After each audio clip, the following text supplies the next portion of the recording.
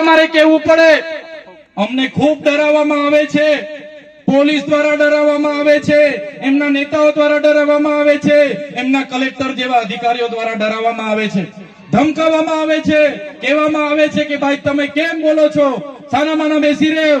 શું આદિવાસીઓ માટે બોલવું એ મારો ગુનો છે? અમારા બાળકો માટે શિક્ષકોની માંગણી કરવી મારો ગુનો છે? અમારા યુવાનો માટે પોસ્ટ મેટ્રિક શિષ્યવૃત્તિની માંગ કરીએ એ અમારો ગુનો છે? અમારા લોકો જંગલ જમીન ખેડે એના માટે અમે સનતની માંગણી કરીએ શું અમારો ગુનો છે? અમારા લોકોની જમીનો રોડમાં જાય એના માટે લડીએ અમારો ગુનો છે? અમારા છોકરાઓને કંપનીઓમાં હેરાનગતિ થાય એના માટે લડીએ એના માટે શું ગુનો છે? ત્યારે સાથીઓ, આ સરકારની નીતિઓ તમે જોઈ લો. તમારા આશીર્વાદથી હું 80 દિવસ બાદ માંડ છૂટીને બહાર આવ્યો અને બહાર આવ્યો. મારા સ્નેહલભાઈ, મારા દેવાભાઈ, મારા દયારામભાઈએ કીધું, ચૈતરભાઈ તમારા જામીન અમે જેમ તેમ કરીને કરાવી લીધા છે, પણ તમારે ડેડિયાપાડામાં પ્રવેશ નથી કરવાનો. હવે તમે વિચાર કરો, ડેડિયાપાડાની જનતાએ 1 લાખથી પણ વધારે મત આપીને મને ધારાસભ્ય બનાવ્યો. ડેડિયાપાડામાં મારું કાર્યાલય છે, ડેડિયાપાડામાં મારું ગામ છે, મારું ઘર છે, મારો પરિવાર છે, પણ આ ભારતીય જનતા પાર્ટીના નેતાઓ, આ ભારતીય જનતા પાર્ટીની પોલીસ આજે મારા ડેડિયાપાડા મત વિસ્તારમાં મને જવા નથી દેતી. હું ડેડિયાપાડા મત વિસ્તારમાં પગ મૂકું એટલે મારે ફરી વડોદરા જેલમાં જવું પડે.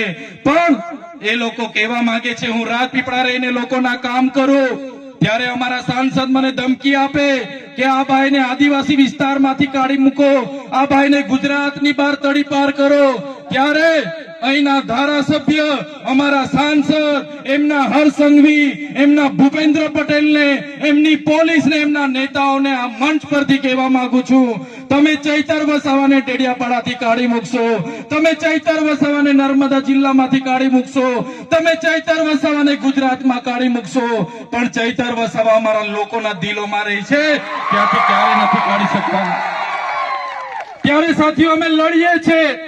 અમે કોઈના બાપથી ડરતા નથી, અમે હરસંઘવીની પોલીસથી ડરતા નથી અને કહેવા માંગીએ છીએ અમારો પણ સમય આવશે અને જે દિવસે અમારી જનતાનો સમય આવશે એ દિવસે આ ભાજપ વાળાના અમે છોતરા કાઢી નાખવાના છે. આ ભાજપની સરકાર અધિકારીઓના બળે રાજ કરે છે, પોલીસના બળે અમારા લોકોને હેરાન કરે છે. પણ મારા યુવાનોને આહવાન કરું છું, હવે બહુ થઈ ગયું જુલમ, હવે બહુ થઈ ગયો અત્યાચાર. આમ આદમી પાર્ટી અને ચૈતર વસાવા તમને નેતૃત્વ પૂરું પાડવા માટે આવ્યા છે. તૈયાર થઈ જાઓ, તાલુકા પંચાયત લડો, જિલ્લા પંચાયત લડો, આવનારી વિધાનસભા લડો અને વિધાનસભામાં પહોંચીને બાબા સાહેબના સંવિધાનની વાત કરો અને આદિવાસીઓના અધિકારની વાત કરો. અને આવનારા દિવસોમાં જે પણ સામંતશાહી, નારંગી ગેંગ અને આરએસએસ ના લોકો આપણા લોકોનો જે વોટ તરીકે, મતદાન તરીકે ઉપયોગ કરે છે એ લોકોને અહીંથી સત્તામાંથી મૂળિયા ઉખેડીને આપણે બધા ફેંકી દેવા પડે.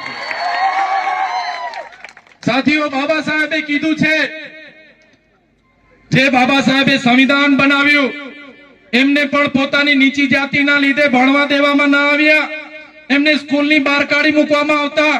એ પોતાની માતાને પૂછતા, માં મને કેમ ભણવા દેવામાં નથી આવતા, શિક્ષણનો અધિકાર મારો પણ છે.